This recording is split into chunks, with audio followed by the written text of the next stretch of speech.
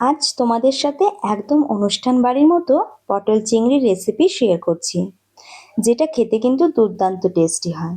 তো চলো রেসিপিটা শুরু করি। প্রথমে কিছুটা চিংড়ি মাছের মধ্যে নুন ও হলুদ গুঁড়ো মাখিয়ে নেব। এইদিকে কড়াইতে কিছুটা সর্ষের তেল গরম করে পটলগুলো তেলের মধ্যে দিয়ে দিচ্ছি। সাথে দিচ্ছি অল্প নুন ও হলুদ গুঁড়ো। পটলগুলোকে লাল করে ভেজে তুলে নিয়ে ওই তেলে কিছু আলু ভেজে তুলে নিয়ে নুন হলুদ মাখিয়ে রাখা চিংড়ি মাছগুলোকেও ভেজে নেব। মাছ ভাজা তেলের মধ্যে শুকনো লঙ্কা, তেজপাতা, কিছুটা গোটা গরম মশলা আর গোটা জিরে ফোড়নে দিয়ে দেব পেঁয়াজ কুচি। পেঁয়াজটা হালকা ভাজা হয়ে গেলে দিয়ে দেব 1 চামচ আদা রসুন বাটা আর টমেটো কুচি। টমেটোটা হালকা গলে এলে দিয়ে দেব স্বাদ মতো নুন, হলুদ গুঁড়ো, জিরে গুঁড়ো, ধনে গুঁড়ো, কাশ্মীরি লঙ্কা গুঁড়ো আর কয়েকটা চেরা কাঁচা লঙ্কা।